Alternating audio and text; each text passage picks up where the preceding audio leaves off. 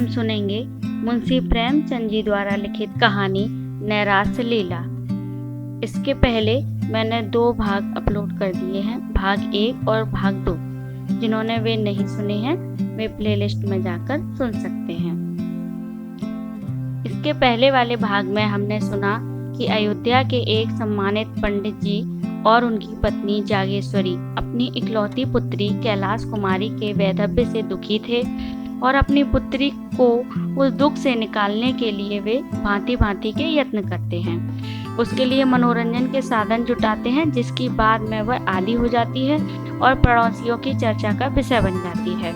जिस पर महिलाएं पंडित जी के घर आकर उनकी पत्नी को उनकी बेटी के व्यवहार के बारे में प्रत्यक्ष और अप्रत्यक्ष तरीके से ताना मारती हैं। जिसके बाद पंडित जी और उनकी पत्नी अपनी पुत्री का ध्यान मनोरंजन से धार्मिक कार्यों की ओर मोड़ देते हैं और कुछ दिनों बाद उसकी धार्मिक वृत्ति इतनी बढ़ जाती है कि वह संन्यास लेने का निश्चय कर लेती है। बेटी के इस निर्णय से पंडित जी और उनकी पत्नी अत्यंत दुखी हैं। जब यह बात मोहल्ले वालों को पता चली तो उन्होंने इसकी आलोचना की और कुछ दिन बाद सज्जन हृदयनाथ के पास आए। अब इसके आगे कई सज्जन हृदयनाथ के पास आए और सिर झुकाकर बैठ गए। विषय कारण कैसे हो? कई मिनट के बाद एक सज्जन ने कहा, सुना है डॉक्टर गौड़ का प्रस्ताव आज बहुमत से स्वीकृत हो गया। दूसरे महाशय बोले, यह लोग हिंदू धर्म का सर्वनाश करके छोड़ेंगे। तीसरे महानुभाव ने फरमाया, सर्वनाश तो हो ही रहा है, अब और कोई क्या करेगा, जब हमारे साधु महात्मा जो हिंदू जाति के स्तंभ हैं इतने पतित हो गए हैं कि भोली भाली युवतियों को बहकाने में संकोच नहीं करते, तो सर्वनाश होने में रह ही क्या गया है। हृदयनाथ ने कहा, यह विपत्ति तो मेरे सिर ही पड़ी हुई है, आप लोगों को तो मालूम होगा। पहले महाशय, आप ही के सिर क्यों, हम सभी के सिर पड़ी हुई है। दूसरे महाशय, समस्त जाति के सिर कहिए। हृदयनाथ बोले, उद्धार का कोई उपाय सोचिए। पहले महाशय ने कहा, आपने समझाया नहीं। हृदयनाथ ने कहा, समझा के हार गया, कुछ सुनती ही नहीं। तीसरे महाशय ने कहा, पहले ही भूल हुई, उसे इस रास्ते पर डालना ही न चाहिए था। पहले महाशय ने कहा, उस पर पछताने से क्या होगा, सिर पर जो पड़ी है उसका उपाय सोचना चाहिए। आपने समाचार पत्रों में देखा होगा, कुछ लोगों की सलाह है कि विधवाओं से अध्यापकों का काम लेना चाहिए। यद्यपि मैं इसे भी बहुत अच्छा नहीं मानता, पर सन्यासिनी बनने से तो कहीं अच्छा है। लड़की अपनी आंखों के सामने तो रहेगी। अभिप्राय केवल यही है कि कोई ऐसा काम होना चाहिए जिसमें लड़की का मन लगा रहे। किसी अवलंब के बिना मनुष्य को भटक जाने की शंका सदैव बनी रहती है। जिस घर में कोई नहीं रहता उसमें चमगादड़ बसेरा लेते हैं। अर्थात अगर आपकी एक इकलौती कन्या है, वो भी संन्यास ले लेगी तो आपके मरने के बाद आपके घर में चमगादड़ घूमेगी। दूसरे महाशय ने कहा, सलाह तो अच्छी है, मोहल्ले की 10-5 कन्याएं पढ़ने के लिए बुला ही लीजिए। उन्हें किताबें, गुड़िया आदि इनाम में मिलता रहे तो बड़े शौक से आएंगी, लड़की का मन तो लग जाएगा। हृदयनाथ ने कहा, देखना चाहिए, भरसक समझाऊंगा। ज्यों ही यह लोग विदा हुए, हृदयनाथ ने कैलाश कुमारी के सामने यह बात रखी। कैलाशी को संन्यस्त के उच्च पद के सामने अध्यापिका बनना अपमानजनक जान पड़ता था। कहाँ वह महात्माओं का सत्संग, वह पर्वतों की गुफा, वह प्राकृतिक दृश्य, वह हिमराशि की ज्ञानमय ज्योति, वह मानसरोवर, कैलाश की शुभ छटा, वह आत्मदर्शन की विशाल कल्पनाएं, और कहाँ बालिकाओं को चिड़ियों की भांति पढ़ाना। लेकिन हृदयनाथ कई दिनों तक लगातार सेवा धर्म का महात्म्य उसके हृदय पर अंकित करते रहे।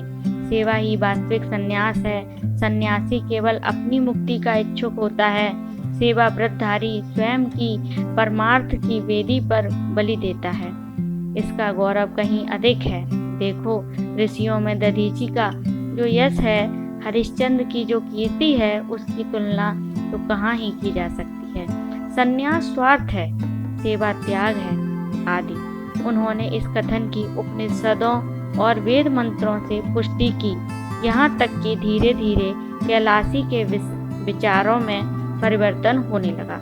पंडित जी ने मोहल्ले वालों की लड़कियों को एकत्र किया, पाठशाला का जन्म हो गया। नाना प्रकार के चित्र और खिलौने मंगाए। पंडित जी स्वयं कैलाश कुमारी के साथ लड़कियों को पढ़ाते। कन्याएं शौक से आती, उन्हें यहाँ की पढ़ाई खेल मालूम होती थी। थोड़े ही दिनों में पाठशाला की धूम हो गई। अन्य मोहल्ले की कन्याएं भी आने लगी। कैलाश कुमारी की सेवा प्रवृत्ति दिनों दिन तीव्र होने लगी। वह दिन भर लड़कियों के लिए तत्पर रहती, कभी उनको पढ़ाती, कभी उनके साथ खेलती, कभी उनको सीना पिरोना सिखाती। पाठशाला ने परिवार का रूप धारण कर लिया। कोई लड़की बीमार हो जाती तो तुरंत उसके घर जाती, उसकी सेवा शुश्रूषा करती, गाकर कहानियां सुनाकर उसका दिल बहलाती। पाठशाला को खुले हुए साल भर हुआ था कि एक लड़की को, जिससे वह बहुत प्रेम करती थी, चेचक निकल आई। कैलाशी उसे देखने गई।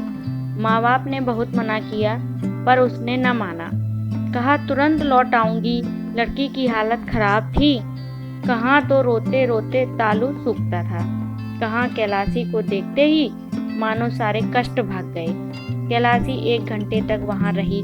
लड़की बराबर उससे बातें करती रही, लेकिन जब वह चलने को उठी तो लड़की ने रोना शुरू किया। कैलाशी मजबूर होकर बैठ गई। थोड़ी देर के बाद जब वह फिर उठी तो फिर लड़की की यही दशा। लड़की उसे किसी तरह छोड़ती ही न थी। सारा दिन गुजर गया। रात को भी लड़की ने जाने न दिया।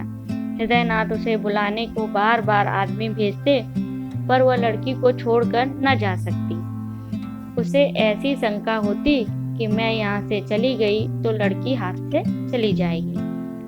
उसकी माँ बीमाता थी, इससे कैलाशी को उसके ममत्व पर विश्वास न होता। इस प्रकार वह 3 दिनों तक यहाँ रही।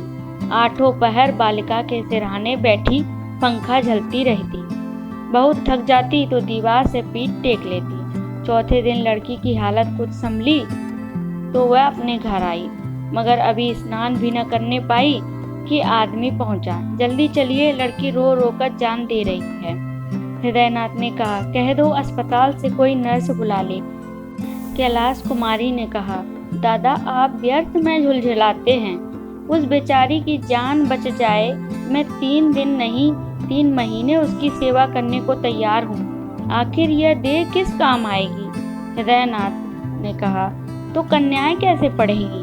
कैलाशी, 2-1 दिन में वह अच्छी हो जाएंगी, दाने मुरझाने लगेंगे, दाने मतलब जो उसको चेचक हुआ है, तब तक आप जरा इन लड़कियों की देखभाल करते रहिएगा। हृदयनाथ ने कहा, यह बीमारी छूत से फैलती है। कैलाशी हंसकर बोली, मर जाऊंगी तो आपके सिर से एक विपत्ति टल जाएगी। यह कहकर उसने उधर की राह ली। भोजन की थाली परसी रह गई।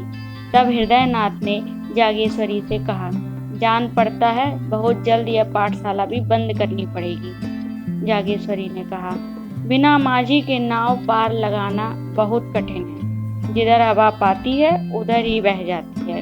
हृदयनाथ ने कहा, जो रास्ता निकालता हूँ वही कुछ दिनों के बाद किसी दलदल में फंसा देता है।